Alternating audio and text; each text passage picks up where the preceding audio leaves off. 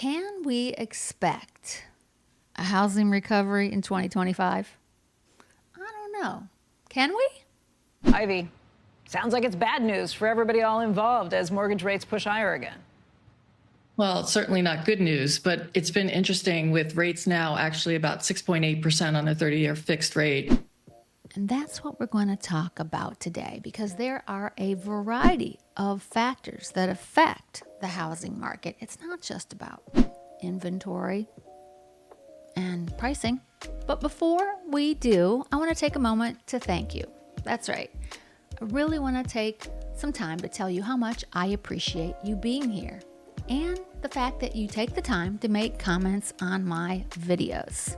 It's very much appreciated. I never want to take it for granted. I do enjoy bringing you valuable content that I hope you enjoy, and hopefully it helps you and your family be more informed when it comes to buying real estate or in other parts of your life. So thanks. All right, now let's jump into it. So let's address the elephant in the room. Sales have been slow for many areas of the country. Now, every market is different. There are some that are still selling houses at a brisk pace. Here in Florida, we haven't done that bad, but it has been slower than normal. But in order to really affect, the housing market and the number of sales that happen, I think it's going to have to do with one, rising inventory. And inventory has been rising, but not at the same pace that we really need. So if you really want to step up some sales, higher inventory would not hurt that situation at all. Another thing on top of inventory, of course, are mortgage rates. If they were to drop, that would spark more sales, more inventory, lower rates. It's not rocket science. Those would definitely get the ball rolling at a faster pace. Now in 2025, the likelihood that we're going to get really low mortgage rates are slim and none. Tuesday's red wave pushed yields higher. The 30-year fixed mortgage popped above 7%. It's since backed off to just below that level.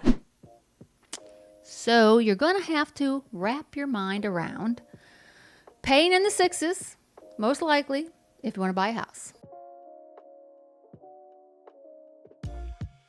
We have breaking news. The new jobs report shows U.S. employers added only 12,000 new jobs in October. That is much lower than normal. Another thing that would really affect the housing market in 2025 would be improved job numbers.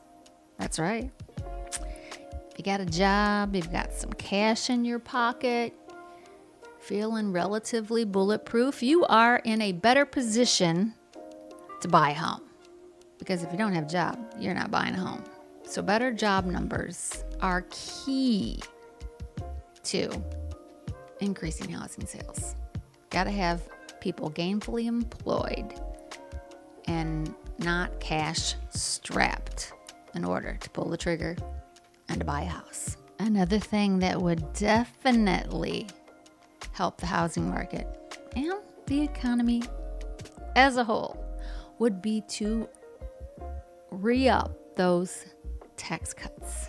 Yeah, the Trump tax plan needs to be reinstated because that would definitely help. And to put the cherry on top, if he is successful in getting an additional tax cut for corporations, and the concept of that is to lower corporate tax, that's C Corp only, to 15% tax if they can manufacture their product in the United States and they're employing all of their people in the United States, thus creating more jobs and stimulating the economy, and it all flows downhill and people will buy houses. So keep your fingers crossed for that. And what comes along with a good economy? Consumer sentiment. Believe it or not, consumer sentiment has a lot to do with the housing market.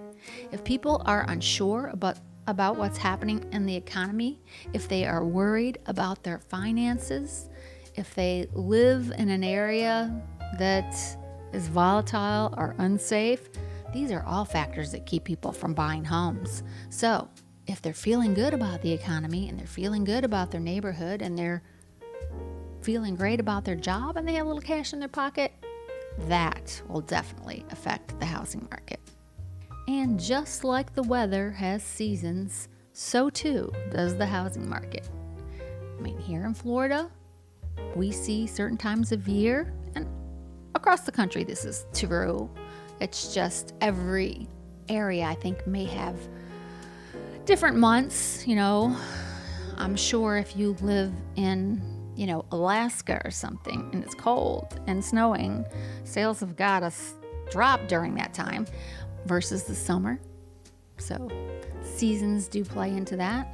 Here in Florida, during December, sales slow quite a bit. November and December are holiday months. People are shopping, they're spending time with their family, and they're really not thinking about real estate a great deal.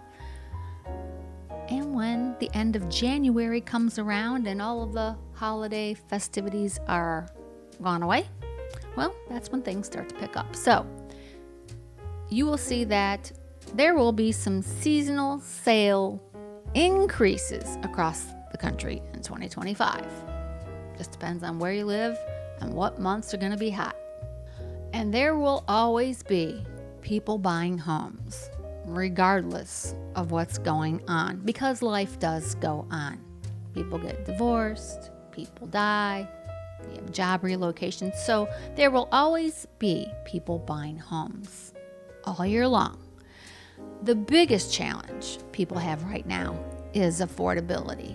And until that changes a bunch, I think we will have some sleepier sales for at least the next year.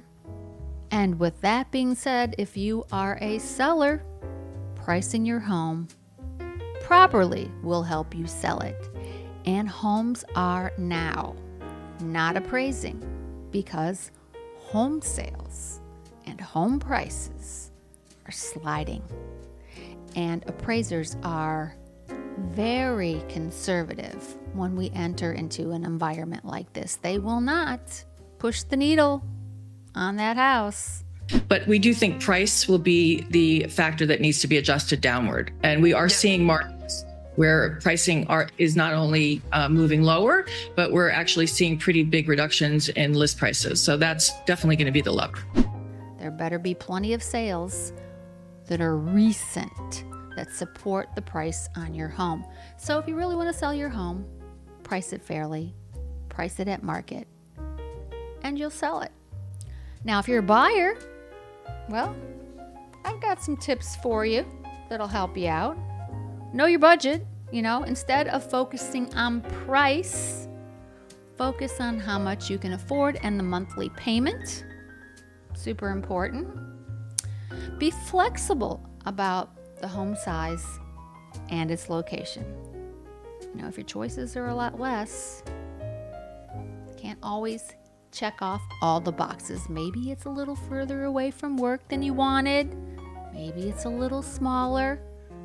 But you will build equity in your home. Starting off with a starter home is much better than no home. And don't get discouraged. Purchasing a home is the biggest financial decision you will make in your life.